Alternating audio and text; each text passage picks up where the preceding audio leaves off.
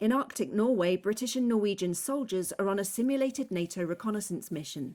They're among some 30,000 troops who rehearsed a counterattack against an invading enemy to the east, meaning neighbouring Russia. The main purpose is the deterrence, so the Russian will wake up in the morning and say that this day is not a good day to attack NATO. It's part of a stepped-up mission called Arctic Sentry, to show not just Moscow but also Washington that Europe and Canada can defend the alliance's northern flank. Secretary-General Mark Rutte announced it in February. We're negotiating right now for Greenland. As he lobbied US President Donald Trump to drop his designs on Greenland, which Trump said the US needed for its security. Rutte succeeded, but as Reuters found in interviews with dozens of current and former NATO officials and Arctic experts, NATO has work to do on Arctic defence, where Russia has raced ahead in the past decade. Mauro Gilli of the Hertie School. When it comes to the Arctic, I would say definitely sensing technology, so for monitoring the area. This is why a lot of investments by also Canada, Nordic countries, the US as well, focus on deployment of different type of radars to have a full picture on what is going on for threats, kind of cruise missile, ballistic missile, but also aerial activities. Similarly, sensing technologies for the underwater world. Meanwhile, Russia has modernized the world's largest ice-breaking fleet as climate change creates new routes. It has reopened dozens of Soviet-era bases in a region that provides the shortest path to the United States for its nuclear missiles.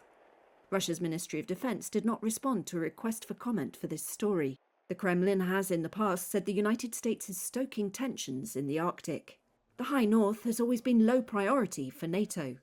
But Russia's growing strength, melting ice, and increased Chinese interest have changed that, putting allies' economic and military resources to the test.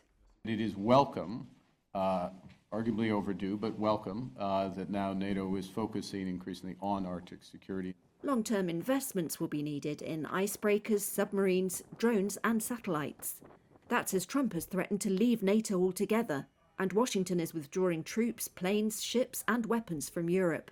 The threats to Greenland have accelerated probably some trends that were already in the making for a stronger commitment to Arctic security, and in this way have given the region more attention that it would have otherwise received.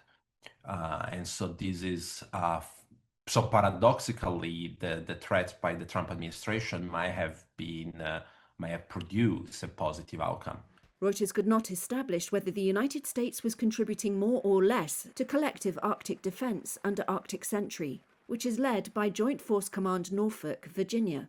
A NATO official told Reuters the US remains a key contributor to its Arctic defence, a commitment reaffirmed in June.